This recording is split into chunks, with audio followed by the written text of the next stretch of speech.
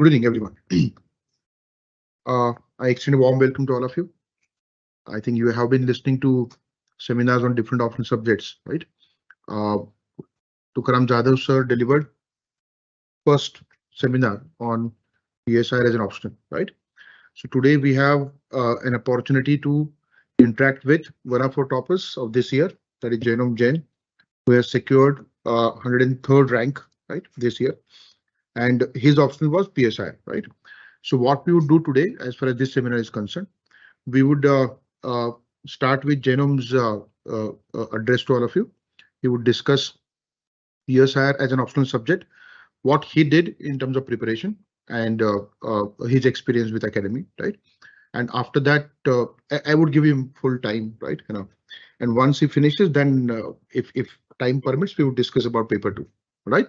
So I would just hand over the mic to JAINOM. JAINOM, I extend a warm welcome to you once again. You, sir. Thank you, sir. We would have loved to have you in offline mode, but anyways, yes, you may start. Yeah. Yes, sir. So first, I will give my brief introduction. I am JAINOM Jain. I come from Nandurbar district of Maharashtra. I have done my graduation in BSc Statistics from Ferguson College, Pune. Along with my graduation, I joined Unique Academy's 3 years integrated course, which also included PSIR optional. And I was also part of PSIR optional test series in 2020, 21 and 22. And this year I've secured 103 rank. I am grateful to the opportunity that has been provided me by Unique Academy to address before you. And I would say First, I would talk about two things: why we should take PSIR as an optional, and why Unique Academy's role is very instrumental in this. First, I will talk about why we should take PSIR as an optional. First reason for taking PSIR as an optional is, see, you might have seen overlapping syllabus of different optional subjects, but I would say PSIR is a subject which has the most overlap with other GS subjects. First, I would say, see, if you talk about international relations, then you would see that international relation, the paper, which is paper 2 of PSIR, and you would see that in GS paper 2, you would have lot of syllabus about international relation, which is overlapping. If you are studying for PSIR optional international relation, then you would also see that you are covering the GS2 syllabus of IR. And if you see PSIR paper 1B, which is more related to post-independence history and polity and constitution, which is also overlapping with the GS paper 2 polity and constitution and GS paper 1, which covers some part of post-independence history. And in paper 1, see, in PSIR we also have a number of thinkers like Western political thought. We have Indian political thought. So these thinkers also help in PSIR, in GS paper 4.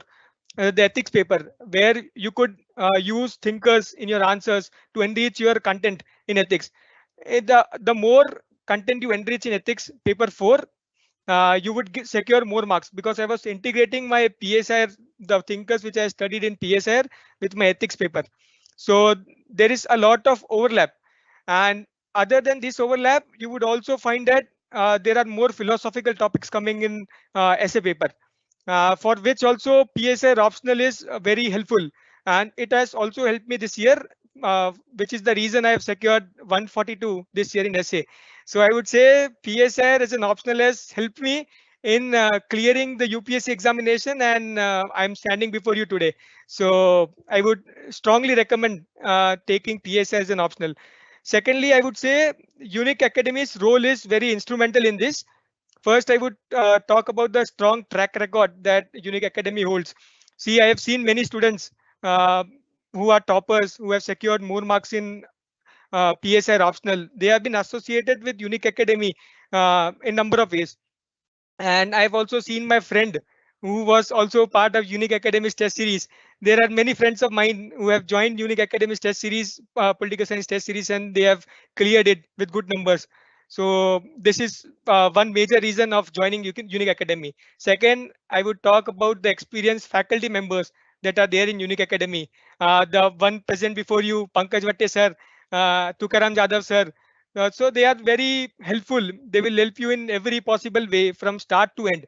not when you're part of just PSR optional, but when you have completed your course, you are attempting your mains examination, and you are writing your papers. This teachers will help you from start to very till end. So I would say, and the experience that they hold in writing answers is very helpful. Third, I would say that Unique Academy is providing comprehensive study materials which are required for clearing the mains examination. See, you would have seen number of sources in market that is available for political science, but I think the most effective source that I found for covering current affairs and for covering the PSIR syllabus, I found Unique Academy's approach to syllabus and providing the material was very helpful. I would also say the material that has been introduced recently by Unique Academy, the volume 1, 2, 3, and I think the volume 4 has also come. They have provided question and answer format for every question, every possible question that has been asked and that will be asked in next mains examination. So that is also very helpful, and it was also helping me in my mains answer writing. See, if you see, I have written 4 attempts in mains examination. First 3 attempts I have not cleared it. I was scoring below 240 in PSIR, but the personal guidance that was provided by Tukaram Dada sir and Pankaj Vatte sir have helped me this year, and I have scored more than average marks in PSIR, and this year I have secured a rank. So the personalized guidance that is been provided by Pankaj Vatte sir and Tukaram Dada sir is very helpful. I would give one example about IR. See, I was writing IR answer on some question. I think I was writing on bricks, and sir told me that you are writing way too much introduction. That is not required. And the question that is asked, you are not hitting it correctly. You have to first write your introduction, what is asked in the question, and not the history that you are writing. What we do, what mistake we make is when we are writing answers in IR, we tend to write too much history, because if we have read about the organization from, if you are reading for 3-4 years, then you would have read about all history of the organization. You would miss the question, and then you would write all the history about the organization. So that is not correct. And Pankaj Vatte sir pinpointed me the same thing, that see, you are writing way too much introduction, and the content that was to be written in the answer, that you're not writing it. So this was very helpful to me. Then I started realizing that I was doing this in many answers, and then I reduced my introduction. I was writing pinpoint introductions. Then I was writing all the content that was required as per the question's demand. So this was very helpful for me writing the mains examination. And I think 135 in this year's IR paper, I think, is a very good score. Not many have got it, and I will be very thankful to Pankaj Vatte sir, who has helped me in improving my optional. And last, I would say the test series and mock interviews that have been conducted by Unique Academy. See, the test series which is conducted is framed in a manner that you can cover your syllabus and then you can write test based on that. So the test series the Unique Academy is running is very helpful and very precise according to the syllabus. They will test you. They will ask you some difficult questions that may not be asked, but they will test you on difficult questions, so that when easy questions are coming in examination, then you would be much more relieved by, because you have attempted the tough questions and you have written it, and then when the easier questions come, you would be more enriched in your answer writing skills, and this will be very helpful. Also, Unique Academy helps in the mock interview thing. When you have cleared your mains examination, you can talk to any of the teaching staff. They will help you in covering your PSR syllabus, the international relation events that are present, and they will also tell you what they will ask you in your in your actual interview. And this mock interview guidance also will help you in securing good marks. See, I've secured 190 this year in interview. This is also because of Unique Academy support. So I would highly recommend you students to join Unique Academy and take PSIR as an optional. And I would share my strategy with you, what I was doing in PSIR this year and what mistakes I made in the previous year. See, first I will talk about the approach to syllabus, how you should approach a syllabus. See, everything what I would be saying is been taught to me by the teaching staff. I am only repeating it. The teachers will tell you. that what we should do and what we should not. But I would share my experience, what I was doing and what mistakes I made in 3 attempts and what I corrected in this attempt. So first I will talk about approach to syllabus. See, what happens is, see, we have 2 papers in PSIR and we have 4 parts. Paper 1, we have 2 parts. Part A will be covering all the philosophical part, like the political thinkers, Western political thinkers, Indian political thinkers. We have ideologies. We have some concepts like democracy, human rights, and there are many equality, liberty, justice. So, and there are many other concepts that will be present in paper 1, part A. And in paper 1, part B, it will be much more related to the GS2 syllabus, but it is not the same thing that you write in GS2. We have to write in paper 1, part B. It is more of an application of paper 1, part A in paper 1, part B. So you have to cover both these things together. And then we have paper 2, part A, which is the theoretical part of international relation. And then we have paper 2, part B, which is more of an application part. And we would see India and world in paper 2, part B, and which would be more of an application. You have to use paper 2, part A, theoretical concepts in paper 2, part B while you're writing your answers.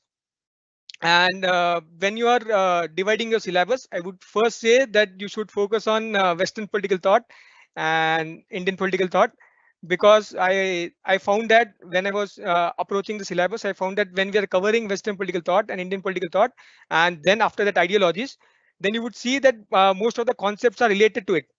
Even if you are studying democracy, then you would find liberal approach, social approach to democracy, then you would find Marxist approach to democracy. So if you are clear with your ideologies first, then I find that these concepts that have been that will be taught to you, and you will find it easier to understand it and clear it. So this should be your strategy in paper 1, part A. I would say first you should do paper 2, part A, and then go for paper 1, part B, because paper 1, part B and GS2 syllabus are much more overlapping, and you would find it easier to complete it, and you would find it easier to understand also. But you should first cover paper 2, part A, because it is theoretical part, and the theory remains the same, because more current influence will be seen in paper 2, part B and paper 1, part B. So I would first suggest to cover paper 1, part A, then paper 2, part A, and then you can go for paper 2, part B or paper 1, part B. This was my approach to syllabus. You can also change it as per your convenience, but I think this is the best way to cover your syllabus. Second, I would talk about what study material you should use for understanding PSIR and for mains answer writing. I have already talked about Unique Academy's excellent material that has been provided. You can supplement it with other test series as well. Like Unique Academy will run one test series. You will find some content that was not covered in the Unique Academy's material, but it will be covered in test series. And you will find that answers, then you can understand how to write it, and extra added content they will give you, value added content that will be. You need to write it down separately. You can also add it in your notes, and then you can understand it.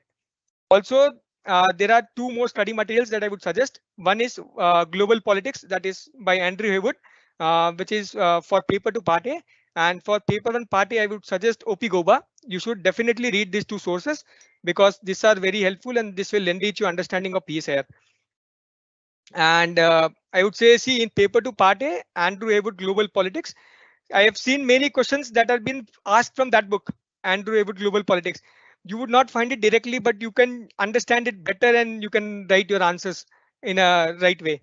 So I would strongly recommend for paper 2, part A, you should read Andrew Haywood Global Politics. I think it is an excellent book. And then I would say there are many online sources as well for writing PSIR. See, when you are writing PYQs, now Unique Academy has released a book. You can also read that. But when you're writing PYQ, I think you should search for that question on internet. Then you can find too many criticisms, other criticisms that are not covered. And the paper in mains is all about that. How different you are from other persons who are writing, because everyone is seeing the same syllabus, right, using the same resources, and you will not be able to differentiate what new you are writing. So I would say there are, see, online sources. There is IGNU that you can use, and also you can type it on Google. about any question. You will find many criticisms that have been given. You can write it down, the criticism you liked, so you can enrich your understanding about that particular subject matter. Then I would say you can for note making and revision strategy. See, when you're reading too many sources and you're not having notes for understanding it and writing for mains, then you will find it very difficult to cover your entire syllabus. You will realize it during mains that the syllabus is too much and you don't have any notes. Then it will become a hectic schedule for you to make notes and cover the syllabus. So I would suggest when you are going for PSIR optional, when you're reading it, you should read it 2-3 times. I would not say that you should make notes in one go, but I think you should read it 2-3 times. Then you will make proper notes of that subject. Otherwise, you will be writing the same thing that has been written in notes and you will be writing it all down. You will not understand what is important and what is not. So I would strongly recommend first read it 2 or 3 times and then start note making. Note making is very important. See, when you're making notes, you will make first primary notes. What will happen in that primary notes? What you have studied from study material that you would write in primary notes. Then when you will be attempting answer writing, then you will find some new content from answers. Any test series you're attempting, if you're attempting Unix test series, you will find some new content. You should add it down in your notes. When you add it down in your notes, your content will get enriched. This is only way of content enrichment. Don't go for second, third, fourth books, because you will only increase your load of completing your syllabus and it will make it very hectic for you. And after your note making, I will say that you should revise your notes. If you're not revising your notes daily, and if you're not keeping up with the syllabus, then it will be very difficult for you to after clearing your prelims examination, it will become very difficult for you to complete your main syllabus. So revision is very important. After note making, you should revise what you have read. And then I will talk about answer writing and presentation. See, many people here will be sitting and only studying. They will never attempt questions until mains examination will approach. Hello. What will happen is they will never attempt answer writing until mains examination has approached. So first, what you have to do is when you are writing, when you have completed your syllabus and when you have made your notes. So Janam, just a moment. Just a not, moment. There was some yes, electricity issue. Can yes, you sir. please start from the answer writing that you're speaking? Yes, sir. So what will happen is when you are attempting answer writing, there will be many students who will not attempt answer writing until prelims exam is over, and then they will find it very difficult to write answers and they will lose confidence, and then they will not score good marks in mains examination. This happens with many students. So I would suggest that when you have read 2 or 3 times until December, I think the course will start in July. So until December, the course uh, will be completing, I think. And until then, you should attempt every day. I would say attempt 2 questions so that you can build on your answer writing. And when the prelims examination is over, then you can continue with your answer writing, because answer writing is very important, more important than reading, I would say. Because when you're reading it and you're not applying it, you will not realize it, that what we have to write in mains exam and how we should write it. This was the mistake I made in first attempt. I was reading and making notes. I was not attempting any question. Then after prelims examination was over, I was writing my mains question. So I did not prepare enough. I was not confident enough while I was writing my optional paper. So I secured less than 240. And this was the difference in my other attempts. So what happens is when you're attempting answer writing, you should write every day 2 questions and you should build on it, because after writing your answers, you will see solved papers. Then you will find some new content in that. You will add that content. Then this will enrich your understanding about the subject matter, and this will enrich your answer writing skills, which is very important if you want to clear mains examination. And in answer writing, there is one thing. See, the current affairs will change a lot, especially for international relation. and integration of that current affairs in your answer writing should be reflected. If you're not reflecting the IR content, that is IR current affairs that is present, and you're not writing or reflecting it in your answers, then your answers may appear hollow. They will find it that you don't know about the current events that are going on. You are not having a proper understanding. See, if you are having Russia Ukraine war now and you have not studied about it, you have not read different perspectives about it, you have not read what different countries are doing, and you are only going based on the syllabus that you've read, so this will not help.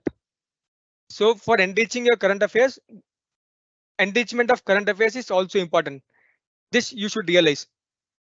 And in answer writing, I would say you can incorporate many case studies as well. When you're writing your answers, you would also read the solved answers, solved questions which are given, and you will find many case studies. So I think you can integrate that case study in your answer, and this will help. One case study example I will give you, like the Rwandan genocide incidents. I've used it in many case studies of many questions of human rights. I've used the Rwandan genocide 1993 that was occurring. So that case study is very useful in writing human rights question. So such case studies you can prepare, you can write it in paper 2, especially in paper 2, because in paper 2 it is more about world affairs, world politics, and you can give examples about that. And lastly, I would say time management and stress management. This is very important. What will happen is now you are starting your PSIR course. The PSIR course will run for about 6 months, and after that you will be preparing for pre, and you will forget about your optional subject. So proper time management is needed. See, when you are studying for your optional or when you're attending your classes, I think you should revise it the same day. When you're revising it the same day and revising it multiple number of times, then it will be easier for you to cover your syllabus till December. Otherwise, it will become very tough for you, because after December, now the pre-examination has become in such a way that it has created horror among students. The UPSC has changed pattern, so more people will be preparing for pre from January. So I would say that you should cover it till December. What teachers are teaching, at least you should read that and cover it, so that you don't find it difficult after the pre-examination.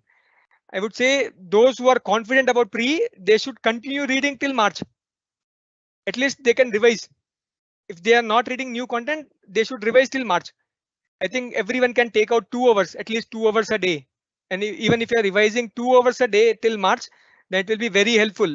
Because if you want to clear it in first attempt, or if you are not very confident, so you will not clear it in first attempt. But if you have to clear it in first attempt, then you have to continue reading it, because once you lose touch with optional, then restarting that after pre becomes very difficult. So I would suggest until March, you should read at least 2 hours your optional subject, so that you can keep in touch with your optional. And you would also be witnessing very much stress during prelim stage and also after the pre-examination, because in 3 months you have to read so much syllabus, so there will be a lot of stress.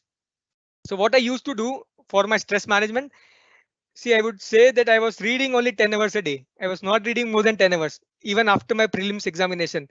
This was my strategy for stress management, because I thought that when I was reading 10 hours, I should read it in an effective way. 10 hours are enough if you're reading it in effective way.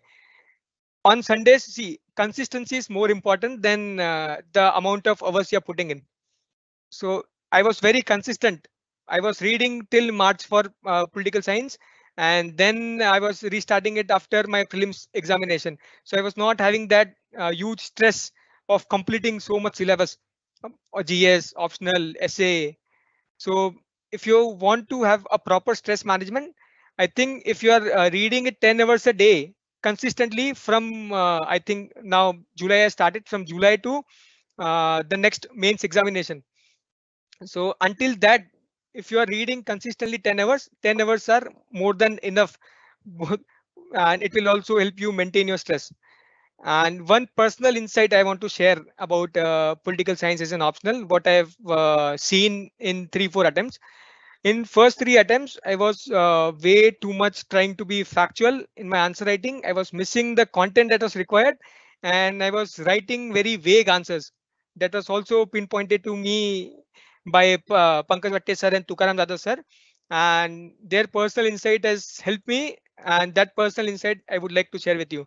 What happens is, when you are writing your mains examination, many students, what they have read, they try to write it down without seeing the question. They will just see one word in that question. It is asked about this one, this thing, and they will write everything down what they have read on that question. Never do that. First, read the question, what they have asked, and give pinpoint criticism about the issue they have asked. Not all criticism of that thinker that you have read. Never do that. And second thing, I would say that in every market or in every classes, they say that optional is everything you have to write in essay format. I personally never did that. What I used to do was used a mixed approach. I also used to write some answers in essay format and some answers in point format. And I think this is the best approach going forward. Don't write all answers in essay format, because there'll be some questions they will be asking you about what are key highlights of the summit, and you would be writing it in essay format, and you will be covering only 3-4 points, and you would be not writing the 15-20 highlights that were present in that meeting. So that answer will look hollow. So never go with a pre mindset that all answers are to be attempted in essay format. You can also use uh, points in explaining your answer, but it should be differentiated from the GS points that you're writing, because in when you're writing it in optional, the points should be such that they are self-explanatory, and they are explaining. Should not be that you are missing theoretical thing and you are writing only in one line and you're not explaining that point. That would also not help. When you're writing in points, you should explain it enough. See, in GS paper, for 15 markers we'll be writing 15 points, but in if you're writing for optional, for 15 markers, if you're writing 10 points, that are enough, but that 10 points should be explanatory. And one thing also I have realized, that people tend to use more number of scholars in IR paper, and that is not very helpful. I have seen many papers, I have checked many papers of my colleagues or my friends who are writing about IR, and they will use 10-15 scholars. They will write everyone's opinion, all 10 scholars' opinion. They will write, H. Shankar has said this, Sham Saran has said this, he has said this. This answer does not look very good when you will read it. You will find it attractive at first, that I've used 10 thinkers, 15 thinkers, I've used 20 thinkers in my answers. But when you would see their score, they are getting less than 100, because they have not explained theoretically what was asked. They are just writing thinkers. I would say you should use minimalistic approach. Use one or two thinker in your answer, or one or two scholars in your answer, and use more theoretical concepts. When you would be studying IR, you will realize that you have concepts like functionalist approach. You are having social constructivist approach. You are having realist approach. Use their thinking. Don't write scholar name. I will write 10 scholars. I will write 15 scholars. Don't never do that. This will be my personal insight for political science, and I think Pankaj Vatte sir would explain it much better than I have explained it to you, because he's the one who has taught me. So I would hand over to Pankaj Vatte sir. Thank you, sir. Yeah, thank you so much, JAINOM. We would have loved to have you here physically, because that would have given us another opportunity to felicitate you. Yeah, yes, sir. Yeah. Thanks Definitely, for coming. sometimes, sir. Yeah, Yes, sir. Thank you, thank sir. you so much. Yeah. Thank you, sir.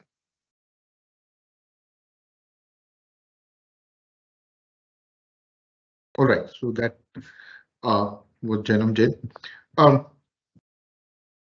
for today's seminar, I have prepared a presentation. So we'll refer to it. Give me a moment.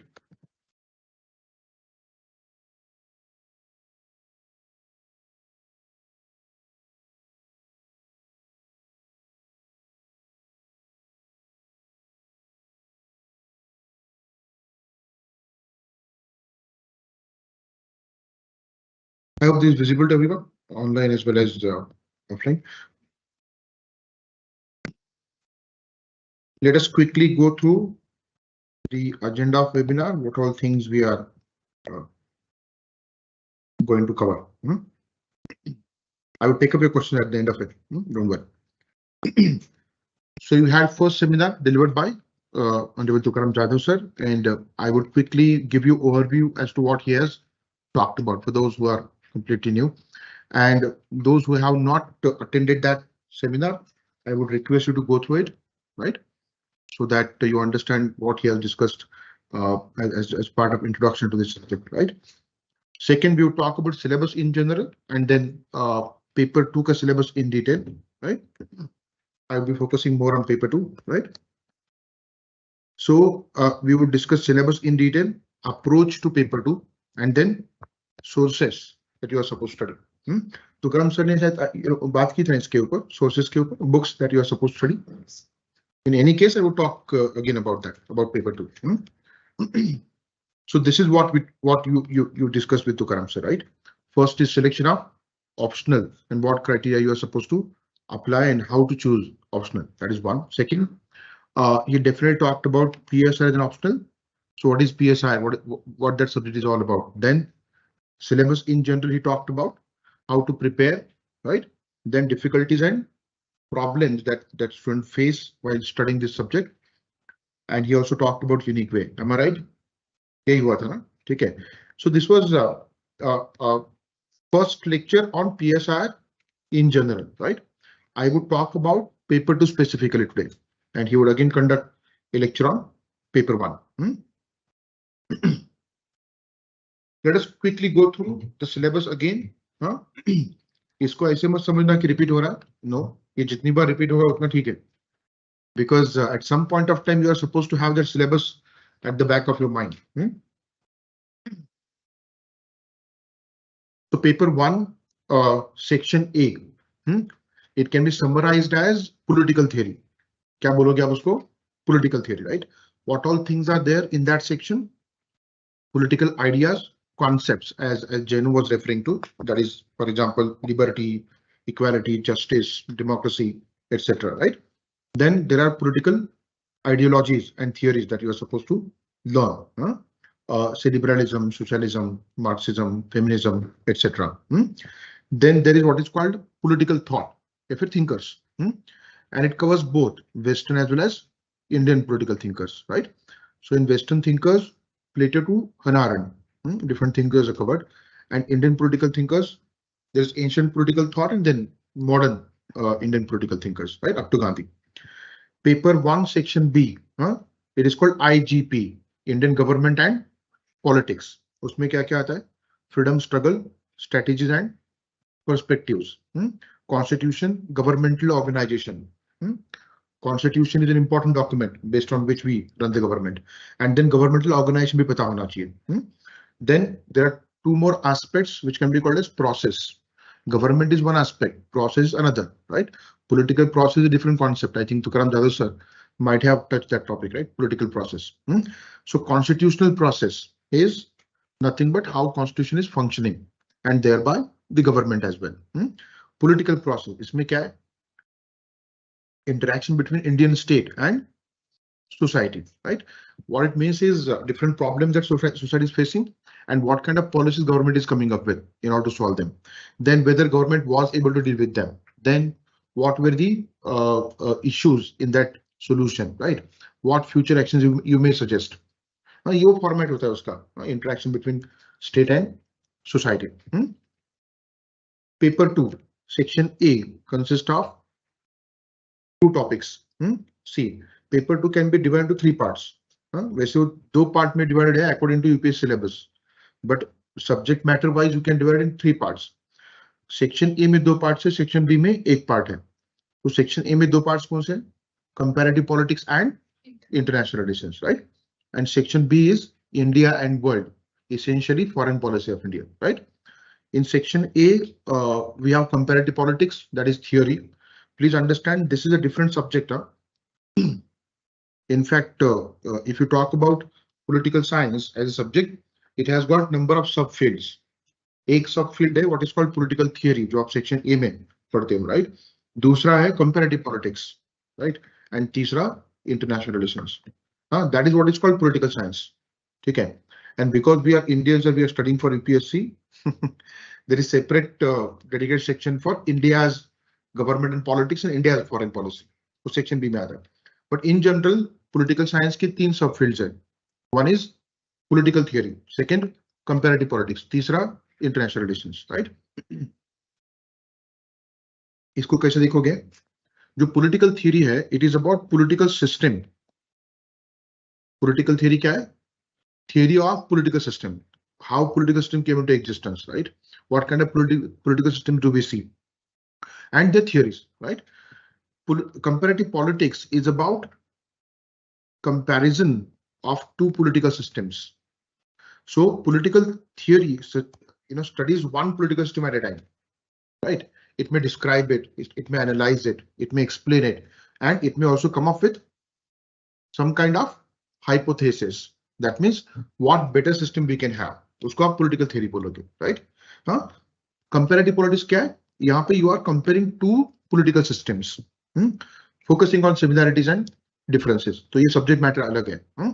Then IR क्या है? You are essentially discussing relations between 2 nation states, या फिर 1 nation state regional organisation, 1 nation state international organization. That is called international relations. There are much more topics to what is called international relations, but I'm just keeping it to the simple understanding, right?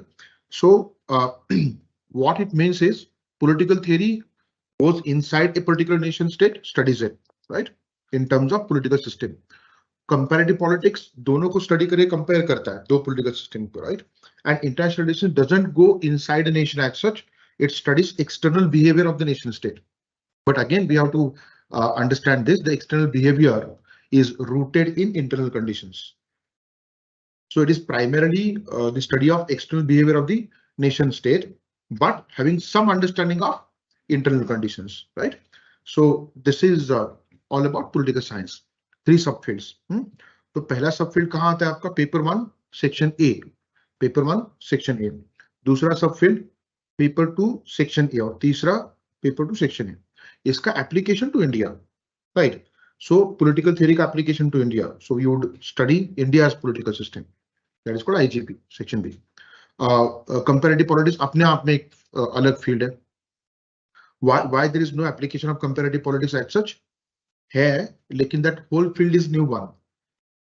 Comparative politics as a sub field of political science is new one, and it has become very difficult to gather data to compare different political systems. तो उसके अपने कुछ limitations है, right? But फिर भी that is used. मैं example देता हूँ आपको छोटा सा, right? Nowadays we are paying GST, right? तो GST इंडिया का invention है क्या? नहीं, right? So what we did, we compared policies of different countries.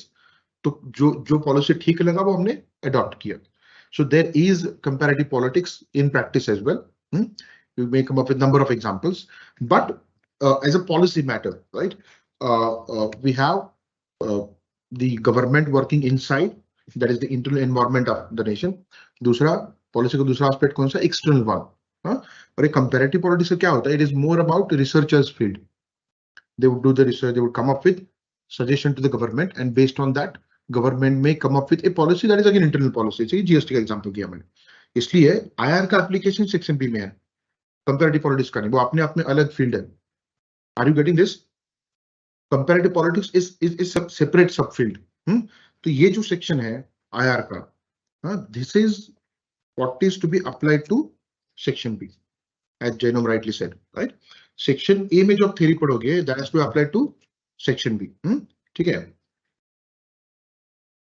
So we have comparative politics in section A, then concepts and theories in IR.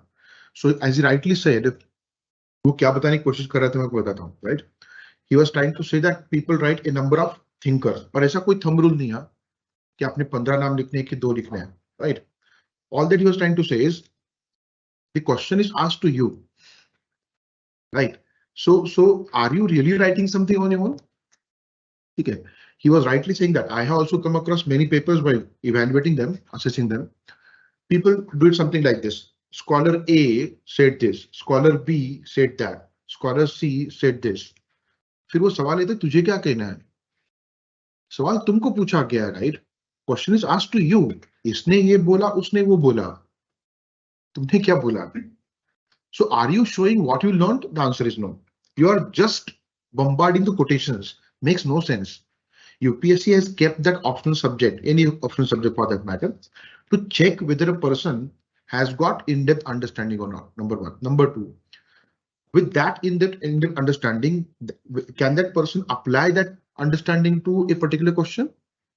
So it is about application. So as he rightly said, when you write in section B of both the papers, the theory concepts must reflect in your answers. And wherever relevant, you can put the name of the scholar. But you should also use those concepts. So ये उतना ही important है, concepts. So understand concepts thoroughly and understand theories thoroughly. That would take care of your section B. And there's a perennial question that people ask regarding PSIR. How to write IR questions in GS and PSIR. The difference is this. जो IR theory का section है, ये जितना अच्छा होगा, your answer in PSIR will be different from the GS answer. And you're not supposed to write this content in GS papers, right? And you have to confine your understanding of PSIR to the PSIR paper. That care has to be taken, right? So concepts and theories in international relations. Then international, regional organizations and global concerns. That is how you can summarize. Apart from concepts and theories, this is the content in section A of paper 2, right? ये हम बात करेंगे इसके बारे में. What organization we are supposed to discuss and global concerns such as democracy, human rights, environment, right? All these concerns are mentioned in the syllabus. Section B of paper 2, it is called India and World, right? थोड़ा सा wider है as compared to what we see in GS paper 2. It is pretty simple one. It is India's foreign policy. ये थोड़ा सा अलग है. There is what is called India's foreign policy. इसके अंदर क्या है पता है क्या? इस टॉपिक के अंदर you are supposed to study institutions of policy making, what institutions contribute, right, in terms of making policy of foreign policy of India. दूसरा determinants, what are different factors which determine India's foreign policy. और तीसरा continuity and change. Since independence up to present times, what points in the foreign policy indicate continuity and what points indicate change in the foreign policy, right? Then India's bilateral relations with different countries. इसमें कोई भी case study आ सकता है, ठीक है? They have mentioned certain regions. आप उसको देखो ऐसा लगता है कि हाँ लिमिटेड है, but it is unlimited. I'll tell you how. एक टॉपिक है इसमें बोला गया कि इंडिया एंड साउथ एशिया, तो उसमें they can ask you any country. दूसरा India and global south, they can ask you any country. So global south मतलब Asia, Africa, Latin America, right? And then they say India and global centers of power. तो global centres of power बोलने के बाद आज जो global centres of power है उनकी बात करोगे आप. सिलेबस काफी पुराना है. So rise and fall of power भी होता है, right? So it covers any rise of power that may happen today, tomorrow, 10 years down the line. So that becomes quite a lengthy syllabus, right? But it is not. You can reduce the syllabus based on what is happening in last 1.5, 2 years. So if you read carefully the current affairs of 2 years, 1.5 years, that is sufficient, right? India and bilateral relations. Okay. Then India and regional, international, global institutions, organizations. In short, what kind of policy India has towards different initiatives taken by UNO, for example, या फिर WTO, World Bank, IMF. Take example of regional organizations. What kind of foreign policy India has towards EU, European Union, towards ASEAN, right? So likewise, so regional organizations, international organizations, and global organizations, right? Then India and global issues and concerns. So what is India's foreign policy as far as environmental question is concerned, right? What is India's foreign policy as far as nuclear question is concerned, right? इस तरह के भी आपको सवाल आ सकते हैं. So this is a brief understanding of UPSC syllabus, right? Let us talk about paper 2 syllabus little bit in detail.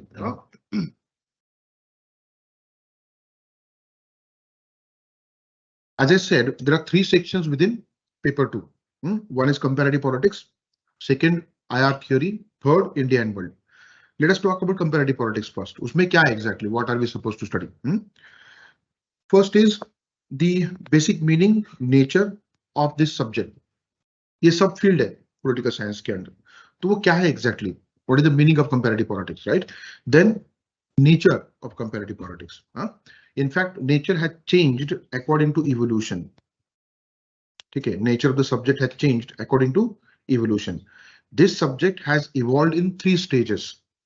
Okay, old, new and contemporary. Old, new and contemporary. And its nature has changed in those 3 stages. समझ में आ रहा है? तो वो हमको understand करना है. What has happened exactly? ये जो है old comparative politics, new comparative politics and contemporary comparative politics. It is also called comparative government, comparative politics and comparative public policy. समझ में आ रहा है आपको? तो ये 3 बदलाव हैं, 3 स्टेजेस में इवॉल्व हुआ है, right? Then approaches and perspectives. So we have to discuss number of approaches to comparative politics. Those can be categorized into 2 groups. One is old comparative politics की perspective, दूसरा modern. So old जो perspectives है उसमें number of perspectives है, historical, philosophical, right, institutional, legal. Then you have modern perspectives. उसमें कौन आते हैं? Systems approach, right? है ना? Then political economy approach, political sociology approach, है ना? Systems approach में फिर 2 है, David Easton का systems approach and then Gabriel Almond का structural functionalism, right? So these are approaches we are supposed to study as part of comparative politics, approaches and perspectives. Then there is something called comparative method. See, comparative politics is relatively a new subfield of political science. क्या ये? Relatively new है, ठीक है? इसका मतलब ये नहीं कि comparison was not used in the ancient medieval times of Europe, right? वो use किया था. For example, long back in the ancient times, Aristotle used comparative method, right? But not of the kind that we see in modern times. ठीक है? उसने comparison किया था. Was it methodical enough to call it comparative method? The answer is not really. ठीक है? So we are supposed to understand this. Comparative method is a modern feature. तो ये उसमें क्या stages हैं that we are supposed to study? There are 3 steps in comparative method. तो आपको पढ़ने पड़ेंगे. Then what are the limitations of comparative method? And when you study limitations of comparative method, those are also limitations of comparative politics as a subdiscipline. So मैं आपको method के जो limitations है वही limitations उस subfield के हैं. So whether you get a question on limitations of comparative politics or limitations of comparative method, the content is same, right? ये हो गया theory. So comparative politics में क्या theory है? So this is the theory. So meaning, nature, evolution, approaches, perspectives, and then comparative method. ये theory है, right? उसको apply किया गया है क्या? Yes. ठीक है. So now 3 things, 3 fields rather, where comparative politics is applied. One is state. So state in one nation, state in other nation. Can we compare it, right? So state in comparative perspective. ठीक है. तो ऐसा है क्या कि you are supposed to compare all the nations in the world and their respective political system? The answer is no. UPSC has given us a framework. एक framework दिया हुआ है that we are supposed to use. कौन सा framework है? You are supposed to compare number 1 capitalist and communist political systems. क्या compare करना है आपको? Capitalist political system and communist political system. The moment you understand capitalism and communism as a theory, you would easily understand that. Number 1. दूसरा जो framework है, developed countries versus developing या फिर underdeveloped countries, right? This is another framework. यही 2 comparisons है, and those kind of questions have been asked so far, right? So you have to compare state in these 2 frameworks, communist state as well as capitalist state. ये comparison. दूसरा developed and developing, underdeveloped, right? Politics of representation and participation. This is called political process. क्या बोलोगे इसको? Political process. So there are 2 aspects which are mentioned here: politics of representation and participation. So when you talk about representation, कौन represent करता है हमको? Who represents us in a political system? They belong to political parties. बोलो ना, इतना कुछ news में आ रहा था, इतना तो पता होगा. Political parties. तो आपको क्या कंपेयर करना पड़ेगा? Political party system, right? Political party system in developed countries, political party system in underdeveloped countries, developing countries, political party system in a communist state, political party system in capitalist liberal states, है ना? Framework वही है comparison का. It's all same, right? That framework has to be applied to state, right? That is the structure of government. Then politics जिसको बोलते हैं, which is a process जिसमें representation है, participation है, and आगे जाकर के एक बहुत बड़ा बदलाव हुआ है दुनिया में, particularly since 1990s globalization, and it has not left anything impacted, right? हर चीज के ऊपर impact है globalization का, right?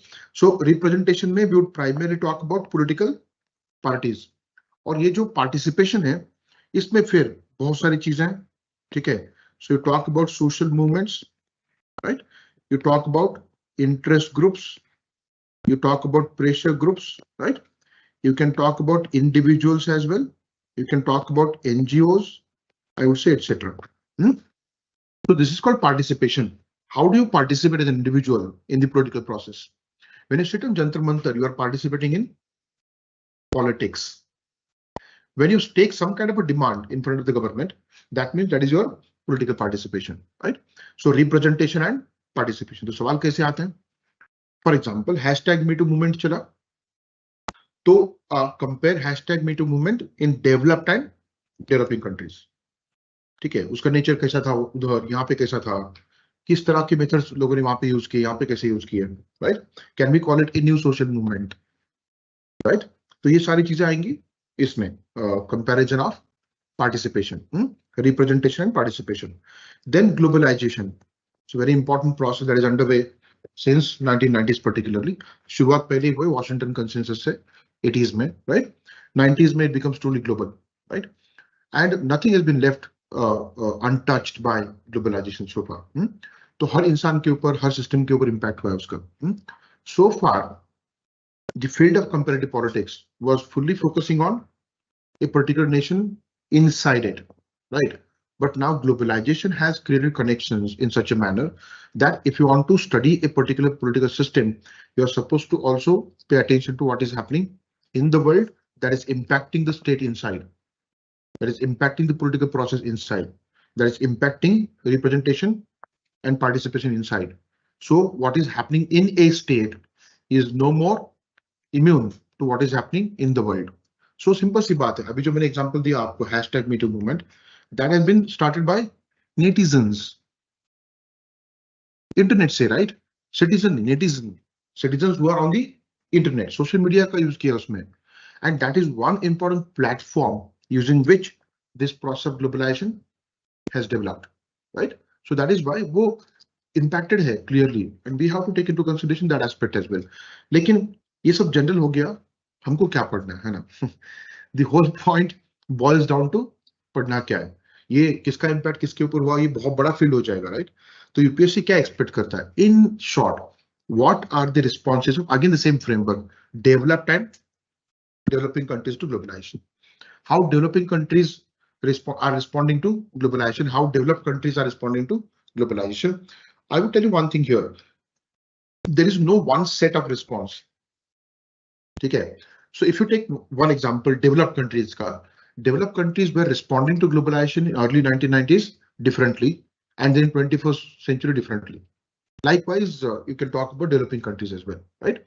So 1990s में developed countries like US, वो तो झंडा लेकर खड़े थे globalization का. They were promoting globalization actively. And then we have Donald Trump, who was in a way looked at as anti-globalization figure, right? वो exactly किस चीज को अपोज कर रहा था हम बाद में पढ़ेंगे as part of this entire discussion, right? So even Obama, for that matter, was considered as anti-globalization to some extent. So is it that countries like US and UK, who were the flag bearers of globalization, are going against globalization? Kind of. But उसको फिर आप you would study in detail as to what they are opposing exactly, right? ये फिर nuanced kind of discussion is required. Nuanced म्हणजे काय रे सूक्ष्म ज्याला म्हणतो आपण. Little bit in detail as to what they are opposing and what are the factors in globalization against which they can never go. ये दोनों बातें करेंगे बाद में. So responses to globalization, right? This is comparative politics का syllabus. Now international relations. पहले key concepts. Most of the students ignore this somehow, and there have been questions on concepts directly. Number one, and concepts must be used in the answers. JAIN clearly said that, right? You're supposed to use the concepts, and most of the students ignore it. In fact, I came across many students here in Delhi as well who don't have any idea as to what is to be read for the concepts. And after listening to that, I was in a shock.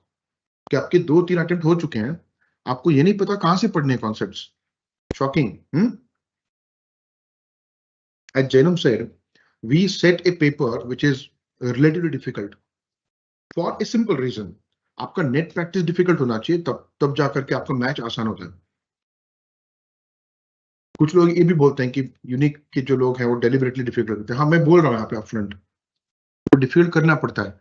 ठीक है, difficult की आदत होगी ना तो वहां पे आपकी बैटिंग अच्छी होगी, राइट. दूसरी बात, डिफिकल्ट आया तो एक आध बार यू आर ऑलरेडी रेडी. ठीक है. दूसरी बात वो जो बोल रहा था, ये जो टेस्ट सीरीज है दैट वी कंडक्ट, उसमें फिर we generate content as well. Current contemporary जो अलग अलग रिपोर्ट्स है, अलग अलग रिसर्च हो रहा है, that is included in model answers. So even if you're not getting those kind of questions in the mains examination, your answer will be different as compared to others, because you have faced difficult question number one. You have much more richer content as compared to others, and this is competition eventually. ये क्या है? Competition, right? उन हजारों लोगों में आप कहां पे हो? आपको पॉलिटिकल साइंस कितना समझ में आया ये छोड़ो. पॉइंट इज आपने ऐसा क्या लिखा जो आपका रैंक ऊपर लेकर के जाएगा. It is that simple. So he struggled initially. उसके 2-3 अटेम्प्ट नहीं हो पाया वो. उसके बाद we have answers of JAINOM जो पहले उसने लिखे थे, बाद में जो लिखे दोनों, तो कहीं ना कहीं आपको इंप्रूवमेंट करना पड़ता है, राइट. सो कॉन्सेप्ट्स, थ्योरीज रिफ्लेक्ट होनी चाहिए आपके आंसर में, नहीं तो फिर मार्क्स नहीं मिलेंगे आपको. ठीक है. So do not forget to read, understand key concepts. National interest, security, concept of security, collective security, right? Balance of power, detente, deterrence. These are all concepts in international relations. Concepts in paper one आप जानते हो, liberty, equality, justice, democracy, इनके वो सीधे सवाल आते हैं. And there is theorization in that. उसमें theoretical insights हैं अलग अलग thinkers के. उसी तरह से यहाँ पे है रे. What is national interest? अगर एक बोलूंगा मैं एक सेंटेंस में, you'll be happy कि अरे हाँ, लेकिन अगर उसके ऊपर 50 मार्कर आया तो, 20 मार्कर आया तो, do you have enough content? अलग अलग थिंकर्स ने क्या बोला है नेशनल इंटरेस्ट के बारे में. सब्जेक्ट टू नेशनल इंटरेस्ट क्या होता है, ऑब्जेक्टिव नेशनल इंटरेस्ट क्या होता है, जनरल नेशनल इंटरेस्ट क्या होता है, हाँ, टेम्पररी नेशनल इंटरेस्ट क्या होता है, प्राइमरी नेशनल इंटरेस्ट क्या होता है, सेकेंडरी क्या होता है, पूछूं क्या मैं. दिक्कत ये है, are we really ready for the examination. तो आप राइट फ्रॉम द बिगिनिंग ये सोचो कि you are not going to miss a single part of the syllabus. हाँ, इसलिए बिकॉज वो अप्लाई भी करना पड़ेगा आपको, right. So you read key concepts thoroughly. वो simple content है but काफी important है. उसके ऊपर सीधा सवाल आएंगे या फिर you are supposed to use those concepts in your answers to make it more effective, right? So key concepts. Then approaches to international relations. उसमें क्या क्या लिखा हुआ है सिलेबस में? Realist, Marxist, Functionalist, System Theory, एक और है Idealist. You can add that. Idealist, right? Which is part of what is called liberal tradition of political theory. So liberal approach to international relations, उसमें idealist भी आता है. Idealist, realist, Marxist, functionalist and system theory. We will discuss this, don't worry. Then next topic is changing international political order. उसको कैसे लिखा है देखो, changing international political order. Obviously they have specifically mentioned a few topics within that. Topic A within this syllabus is about Cold War. Topic B is about NAM, non-alignment movement, right?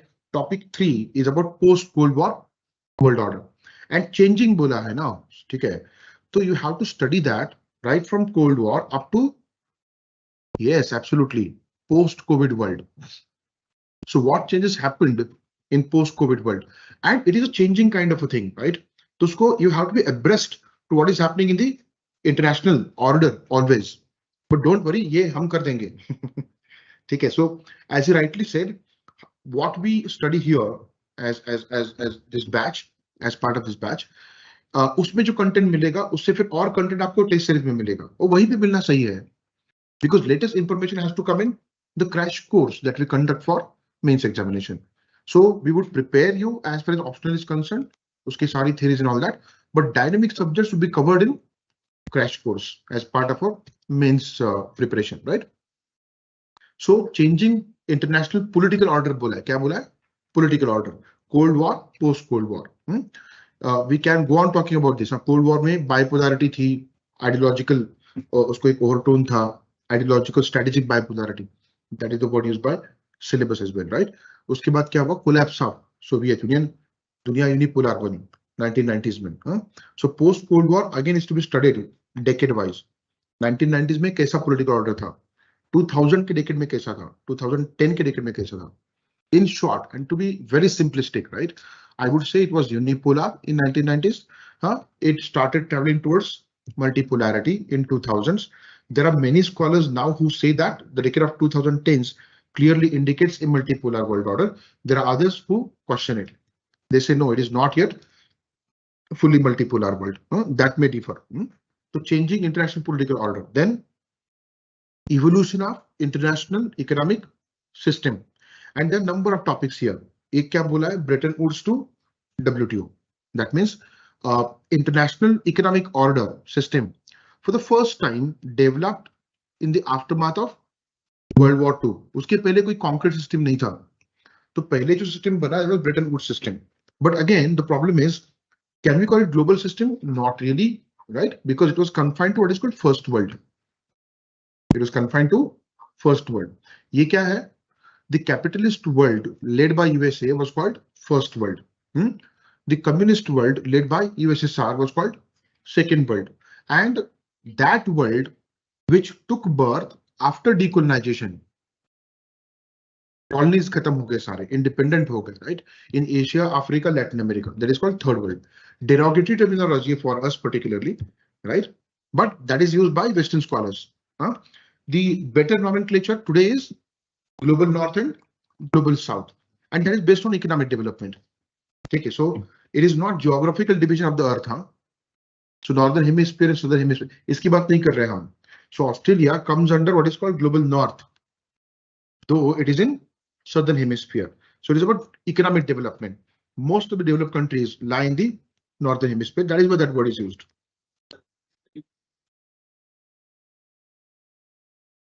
That's a very basic question, but I loved it. ये मैं वैसे भी बाद में discuss करने वाला हूँ. When you say international, ठीक है, उसमें दो वर्ड्स है कि नहीं? We are going to discuss all these things later on. Inter and national. तो एक बात बताओ मुझे, इंडिया और पाकिस्तान के बीच में कुछ हो रहा है तो उसको आप क्या बोलोगे? International, right? Can we call it global? The answer is no, right? So let us first understand that the term international is general term. क्या है वो? General term. अभी जो मैंने आपको एग्जांपल दिया वो फिर किस कैटेगरी में आएगा? इंटरनेशनल में बायलैटरल. किस कैटेगरी में आएगा वो? Bilateral. Now, apart from that, what are the other words that describe what is happening in the world? Plurilateral and multilateral. So bilateral is something happening international relations in section A of paper 2. Section B में India involved, right? इसमें क्या क्या आता है? As I said short while ago, Indian foreign policy में determinants. What are the factors which determine India's foreign policy, right? उसमें अलग अलग factors आएंगे, historical, geographical, natural resources, right? Demographic composition का fact, population for example, right? In simple terms, you can talk about external factors like global powers, right? International system, a big factor.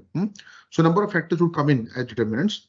Then institutions of foreign policy making, right from parliament, parliamentary committees, council of ministers, cabinet committees, right? Then NSC, National Security Council, NSA का role क्या होता है उसमें? Then foreign policy की कौन से departments होते हैं हमारे MEA के under? Minister of minister of external affairs, right, ये सब कुछ उसमें आएगा.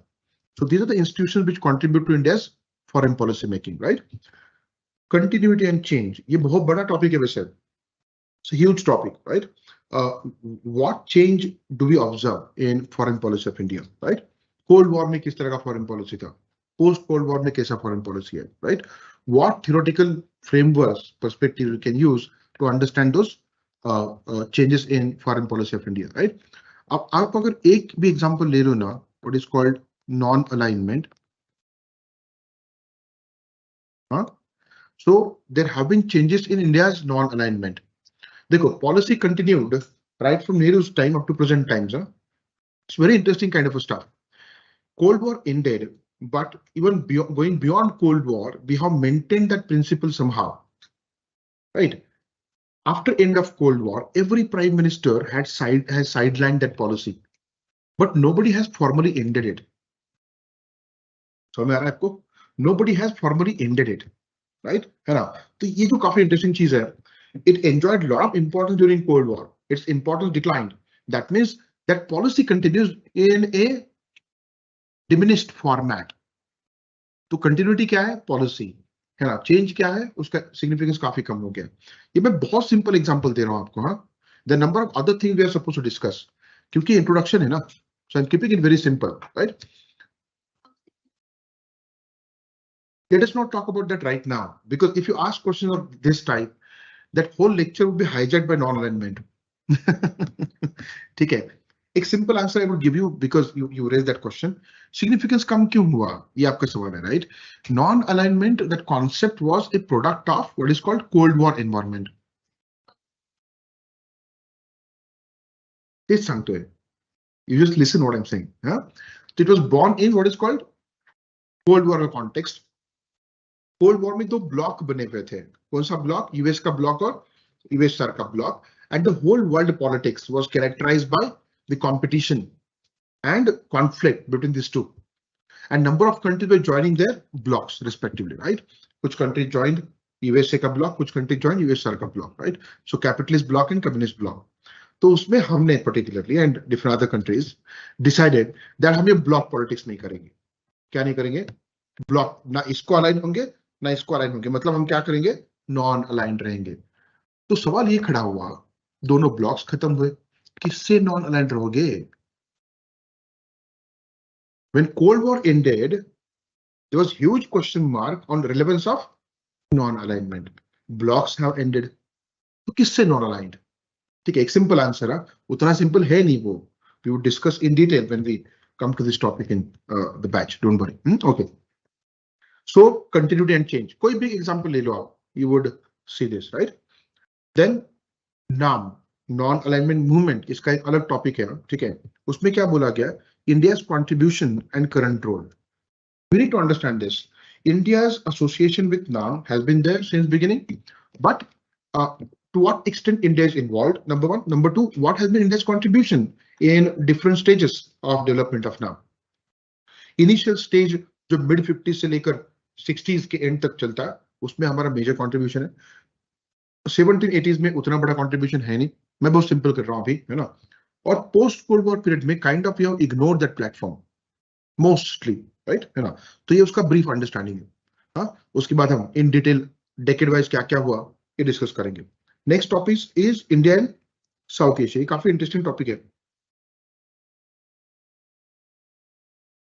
यूपीएससी ने क्या मेंशन किया इसके अंदर पता है क्या? सार्क मेंशन किया, right? South Asian Association for Regional Cooperation, right? SAARC में ये पूछा आपको कि साफ्ता क्या है? South Asian Free Trade Agreement, right? उसके बाद एक और टॉपिक दिया, look east policy.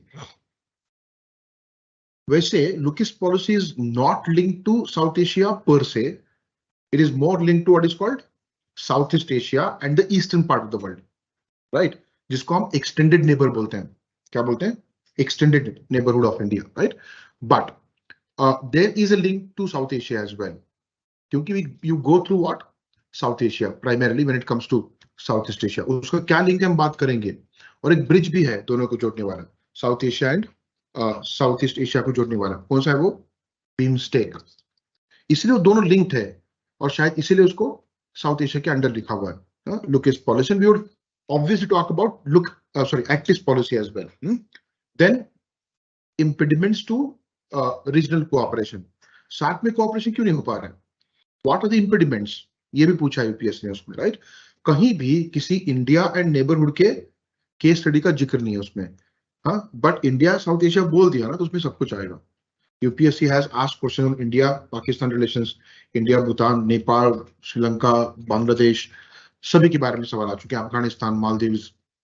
So we have to cover all those countries, right, as part of syllabus, right? Then India and global south, इसमें क्या क्या है मैं बताता हूँ आपको. Global south में what is mentioned is relations with Africa and Latin America.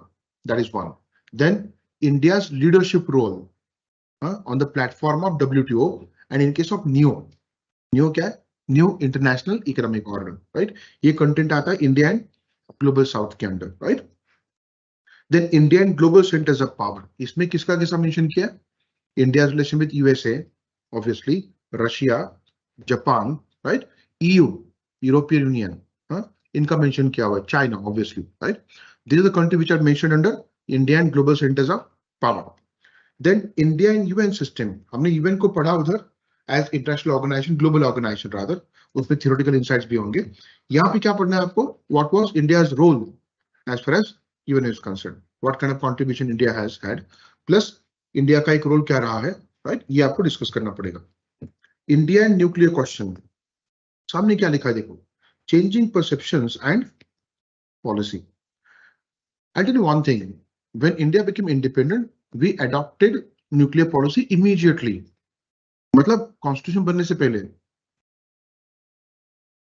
हमारा एटॉमिक एनर्जी कमीशन एईसी कब बना? 1948 में. कॉन्स्टिट्यूशन कब कंप्लीट हुआ? 1949-50, राइट?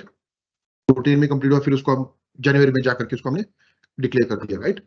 सो न्यूक्लियर पॉलिसी बहुत पहले से है रे. इट्स नॉट दैट हमने पोखरण किया उसके बाद न्यूक्लियर पॉलिसी आया. पोखरण भी 74 में पहली बार हुआ, देन 98 में.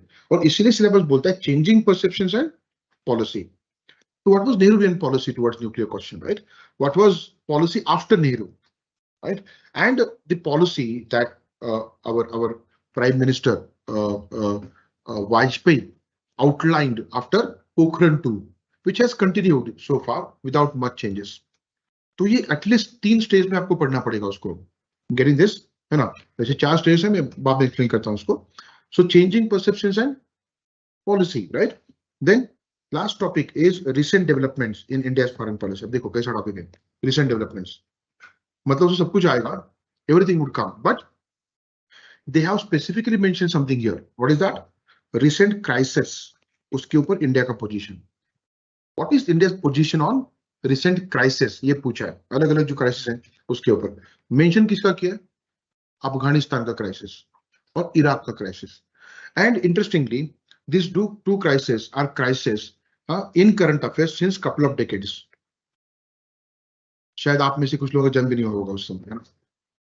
2 डेकेड से करंट अफेयर में है ये 2 टॉपिक्स, है ना?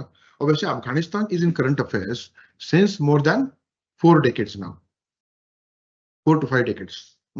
ठीक है, तो वहां पे क्राइसिस चलता ही जा रहा है ना? तो वो करंट अफेयर्स का टॉपिक बन जाता है हमारे लिए. तो अफगान क्राइसिस के ऊपर इंडिया का स्टैंड क्या है? इराक क्राइसिस के ऊपर इंडिया का क्या स्टैंड रहा है? इन जनरल वेस्ट एशिया के ऊपर इंडिया का क्या स्टैंड है? ये पूछा यहाँ पे. And then that last topic comes in vision of new world order. India का अपना विजन है कि किस तरह का एक वर्ल्ड ऑर्डर होना चाहिए. पहले तो आप ये समझ लो, the topic that we mentioned here, changing international political order and then evolution of economic system. इसके ऊपर इंडिया का क्या ओपिनियन है? तो 2 बातें हैं इसमें. When you talk about India's vision for new world order, there are 2 things. You are supposed to first understand the existing world order, right? जो है सिस्टम दुनिया में वो कैसी है, तो इंडिया उसको एक्सेप्ट करता है क्या? अगर एक्सेप्ट करता है तो without any kind of change accept करता है क्या? ये दूसरा सवाल है. तो answer is no. India accepts the existing system but not without changes. So what changes India wants to make in the international system, that is nothing but India's vision of new world order. समझ में आ रहा है आपको? The last topic we have in PSIR paper 2. Clear? So थोड़ा सा detailed outlook था as far as paper 2 is concerned. And if we get one more slot, as far as seminars are concerned, I would talk much more in detail about these topics, right? And the moment we start the batch, I'm, starting with my topic directly. ठीक है, जो भी बातें करनी है syllabus की यहाँ पे करनी है. And the moment we get into the classroom as a batch, I would start with comparative politics straight away. समझ में आ रहा है? And obviously you would have more lectures of paper 1 first, क्योंकि वो पहले होना जरूरी है. ठीक है, हाँ, तो हम ज्यादा से engage those lectures. After some sizable lectures of paper 1, section A, I would come in with paper 2 as well. Now, having talked about syllabus, let us talk about approach to paper 2 particularly. वैसे JAINOM has talked about it briefly, but I would talk about that a little bit in more detail. So what kind of approach we are supposed to have as far as paper 2 is concerned? As I said, there are 3 parts in paper 2. वैसे UPSC ने 2 part किए हैं, लेकिन उसमें सब discipline अगर देखा जाए, there are 3 parts: comparative politics, IR theory, and India and world. I'll tell you one thing: many people really don't like comparative politics. That is because it is quite technical kind of a subject, right? Marxism जब पढ़ते हो, liberalism, John Locke ने क्या बोला, Aristotle ने क्या बोला, Plato ने क्या, it's like wow. And the moment I start comparative politics, बच्चों के चेहरे ऐसे होते हैं. But I tell you one thing, ये आपके हक के मार्क्स है. ठीक है, बात यह है, वो फील्ड लिमिटेड है, उसको एक बार पढ़ लिया ना आपने, you can directly put the content and you get immense marks. It is only part in paper 2 which is static. Mostly static. कुछ एक चीज डायनेमिक होती है, बात अलग है. जैसे कि मैंने बोला कि वो न्यू सोशल मूवमेंट कंपेयर कर, वो रिसेंट है. Mostly static. डेविड स्टिक का थ्योरी क्या है, लिखो, नोट्स में है, डालो, निकलो यहां से, मार्क्स ले लो. So you should not ignore comparative politics, I am telling you. ठीक है, कई बार क्या होता है, sometimes UPSC ask question with a twist.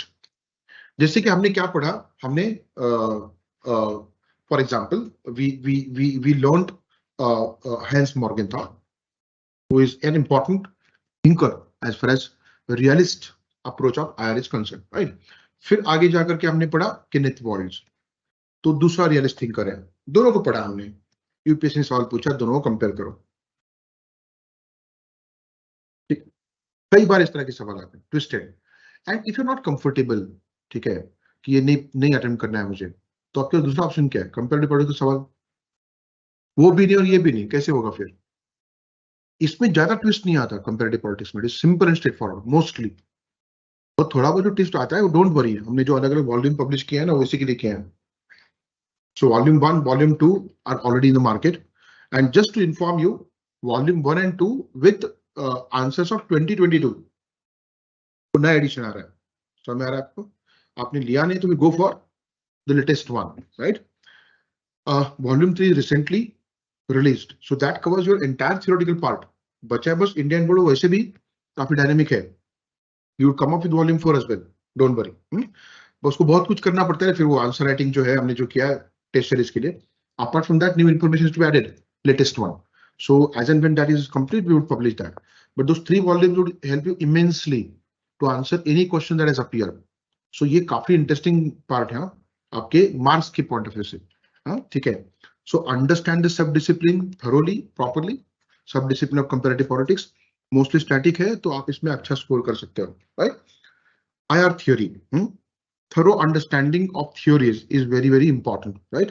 Concepts and theories ठीक से पढ़ो, तभी जाकर के आप उसको यूज कर पाओगे.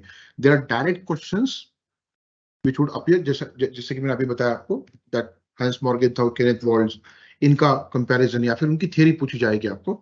That is one thing. In order to write effective answers, your understanding has to be thorough. So thoroughly understand the theories. उसमें कई सारे theory जो mentioned है, idealist, realist, Marxist, functionalist, system theory. और ये मत समझना कि वो बस एक theories है, नहीं, उसके अंदर फिर अलग अलग thinkers हैं that we are supposed to study, right? तो उनके ऊपर सवाल आ सकते हैं सीधे. That is one. Then learn to apply theory. Theory को apply करना भी आना चाहिए, जो कि वो section B में आपको काफी help करेगा. Getting this? Thorough understanding of IR theory. Don't worry, you just leave it to me. यहाँ पे बहुत discussion होगा, right? In fact, I would spend much more time on section A. And जितना आप सेक्शन ए ठीक से करोगे section B उतना आसान होगा. Try to understand this, right? So I would spend a lot of time on making you understand those theories. Don't worry. उसको फिर अप्लाई करना है हमको, वो भी करेंगे हम सेक्शन बी में. सो इसके दो एस्पेक्ट्स हैं सेक्शन बी के, India and world. Read current affairs carefully. First part is read current affairs very carefully because you may get question on anything that is happening in the world in terms of international relations. Syllabus ध्यान में रखो आपके, और फिर paper ढूंढो कि क्या क्या हो रहा है और क्या किसके ऊपर सवाल आ सकता है. उसके सोर्सेज में आपको बताता हूँ, don't worry. So read current affairs carefully, उसमें कोई एक्सक्यूज नहीं चाहिए और ये आपको करना है. Can we run the class till the paper comes in your hand in the mains examination? आप ही नहीं आओगे, right, at some point of time. तो वही बात है कि आपने करंट खुद नहीं पढ़ना है, राइट? कैसे पढ़ना है वो मैं आपको बताऊंगा. हाँ, which I generally call art of fishing. ठीक है, फिश नहीं मांगना है, क्या लेना है? आर्ट ऑफ फिशिंग, है ना? एक बार समझ लो कैसे अप्लाई करना है, बार बार नहीं. ठीक है, फिर खुद से अप्लाई करने को आना चाहिए. Your dependence on me should end at some point of time. ठीक है, मैं आपको छोड़ने नहीं वाला जब तक आप मौसम नहीं पहुंचते, राइट? वो तो छोड़ो, लेकिन खुद से करना आना चाहिए. That is the most important thing. And throughout the lectures that would be my attempt to make you independent in terms of understanding current affairs and applying theories to case studies, right? यहाँ पे यही की है application of IR theory from section B, और इसमें दोनों concept भी और थ्योरी भी.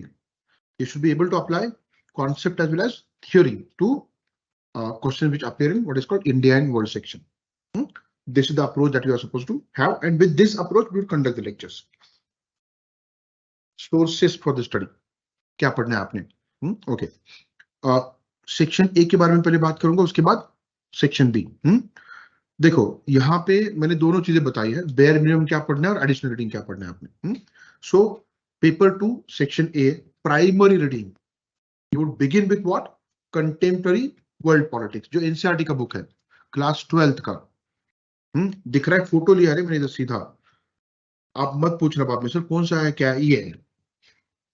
This is the one, right, है ना? कंटेम्पररी वर्ल्ड पॉलिटिक्स लिखा है, text book in political science for class 12.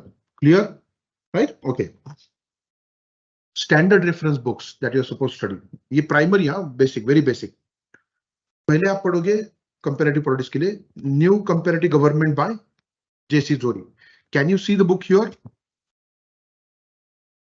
ठीक है, new comparative government by JC Johari, ये बेसिक बुक है और काफी इंपॉर्टेंट है. ठीक है.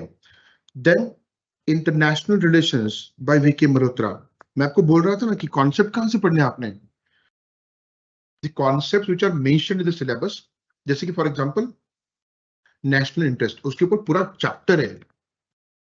There is a dedicated chapter on every concept in this book. So you must read, ठीक है, इसको excuse मत देना. You must read concepts from VK Malhotra. Concepts, Global Politics, Andrew Haywood, ये वो बुक है. ठीक है, ये वाला. So इसमें बहुत कुछ है. इंटरनेशनल पॉलिटिकल सिस्टम कैसे चेंज हुआ, जो टॉपिक है ना, changing international political order, evolution of international economic system, वो इसमें है. देन ग्लोबल कंसर्न्स है इसमें, थ्योरीज ऑफ आईआर है. इसमें कॉन्सेप्ट नहीं दिया उसने, इसलिए कॉन्सेप्ट के लिए ये बुक पढ़ना जरूरी है. And for rest of topics you can read Andrew Heywood and that's it. This is sufficient along with class notes. But होता है ना कि सर और बुक्स बताओ ना. ठीक, वी वांट मोर बुक्स, है ना? So additional reading, but you should do it selectively. Comparative politics J C Johari. देखो ऑथर सेम है, दो अलग बुक्स हैं, comparative government and comparative politics. इसमें बहुत कंटेंट है जो कि सारा सब कुछ रिक्वायर्ड नहीं है. So what we have done in our class study material, ये दोनों जो बुक्स है इसमें जो भी रिक्वायर्ड है वो क्लास स्टडी मटेरियल में है. इसीलिए you should go only selectively for this books, है ना? एंड टू एंड मत पढ़ो, नोट्स पढ़ो, उसके बाद एडिशनल इंफॉर्मेशन के लिए you can go to either of this two books. आपको डिटेल चाहिए तो उस बुक में मिलेंगे, कंपैरेटिव पॉलिटिक्स बाय जेसी जोरी. देन इंटरनेशनल पॉलिटिक्स नाम का बुक है, कॉन्सेप्ट्स, थियरीज, इश्यूज, रूम की बासु. सो ये दो बुक्स जो है मैंने बस एडिशनल रीडिंग के लिए दिया आपको. क्लियर? वैसे these three are enough actually along with class notes. But additionally चाहिए तो ये 2 और books है. If you want to go through books. वैसे I'll tell you one thing. Class notes that you would get plus volume 1, volume 2, volume 3 आ रहे ना, more than sufficient. आपको कुछ भी देखने की जरूरत नहीं actually, right? But फिर भी this is the recommendation of the reference books. As far as section B is concerned, section B करना पड़ेगा. Section B is concerned, इसमें क्या पढ़ोगे आप? Reference books कौन से हैं? India's Foreign Policy, Retrospect and Prospect by Sumit Ganguly. You should miss this book on your own peril. ठीक है? खुद को मतलब कहीं ना कहीं डैमेज करना है तो आप इसको मत पढ़ना. इतना स्ट्रेस में क्यों दे रहा हूं? उसका रीजन है, number of people who are appearing for the mains, उनको जब पूछता हूं ये पढ़ा क्या आपने, बोलते नहीं. और उनका सवाल होता है उसको थ्योरी कैसे लेकर के आना. वो बता रहा है ना बेचारा, पढ़ो ना उसको, राइट? मैं आपको अपफ्रंट बता रहा हूं, वंडरफुल बुक जो आपको बताएगा how to use theoretical insights for explaining case studies. India Pakistan, India Sri Lanka, India US, India China. I know as to why people don't prefer this book. There are 2 reasons. One, they don't know about this book. Number 1. Number 2, even if they know, they say that the narrative description of international events in this book stops in somewhere 2008-9. That is right. That is right. है ना, इसमें कोई doubt नहीं है. But मैंने ये कहा आपको कि इवेंट्स पढ़ो उसमें नहीं. मैंने क्या कहा आपको? एनालाइज कैसे करना है थ्योरी को यूज करके, ये सीखने के लिए पढ़ना है उसको. How to use the theoretical insights to explain a particular case study. Current के लिए करंट का है ना सोर्स, मैं बता रहा हूं ना उसको. ठीक है, और बहुत बड़ा बुक नहीं है वो, उसमें आप 3-4 भी केस स्टडीज पढ़ लो तो more than sufficient. Getting this? But do read, because इसमें जो अप्रोच है थ्योरी को अप्लाई करने का, उसी को लेकर के I would be explaining all the case studies. Getting this? With the current dimension. ठीक है. सो वो मैंने बोला ना कि आर्ट ऑफ फिशिंग, इस बुक से आप ये पढ़ लो कि how to analyse a particular case study using theoretical insight of theories of IR. ठीक है, फिर हम अप्लाई करेंगे उसको करंट में. उसमें कोई दिक्कत नहीं है. And if you really want to have much more recent kind of discussion of current international relations, you can go for this one, Oxford Handbook of Foreign Policy, Indian Foreign Policy. उसमें कौन कौन है? Shri Raja Mohan, David Malone and Srinath Raghavan. ये editor हैं इसके. मतलब number of authors have contributed to this book. That book is edited by Shri Raja Mohan, David Malone and Srinath Raghavan. These are 3 scholars, right? Policy analyst of India's foreign policy. ये वो बुक है, this one. ठीक है. So David Millen, Raja Mohan, Srinath Raghavan. But I would say ये there is no need actually. ठीक है. आपको लगता है कि नहीं मुझे पढ़ना है तो ठीक है, इतना बड़ा बुक है, सिलेक्टिवली पढ़ना है उसको. आपको कहीं पे इंफॉर्मेशन नहीं मिल रहा है, you go for this, right? Then additional reading, Does Elephant Dance, David Millen, this one. Books चाहिए तो ठीक है. I can give you 20 more books. But वही है ना, कॉस्ट बेनिफिट रेशियो देखोगे कि नहीं देखोगे. My recommendation would be this book to learn the art of fishing. और अगर आपको फिश चाहिए,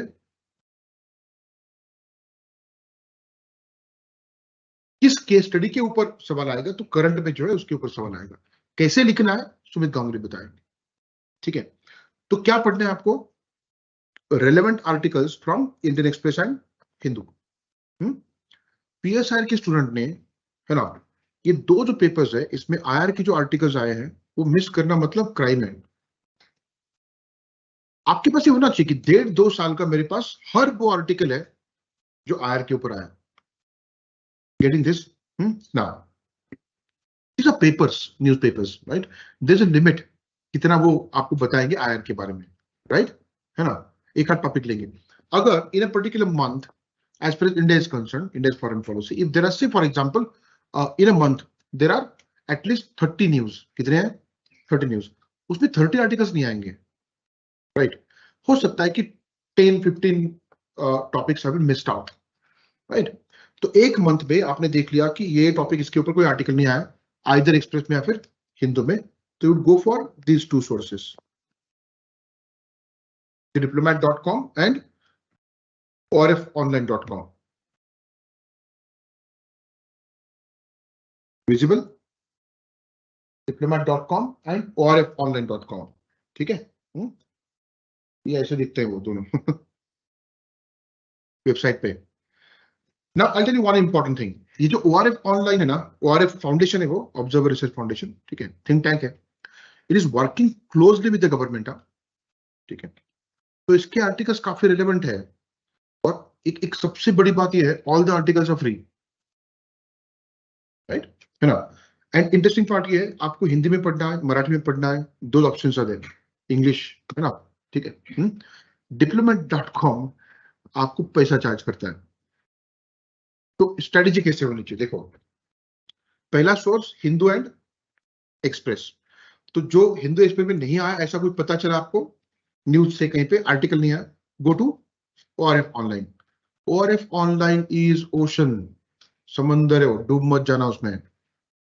आपको पता होना चाहिए कहाँ रुकना है, ठीक है. फॉर एग्जाम्पल यूक्रेन क्राइसिस, आप पगला जाओगे if you read everything from ORF online. You would go mad, I am telling you, ठीक है. इतने आर्टिकल्स होंगे.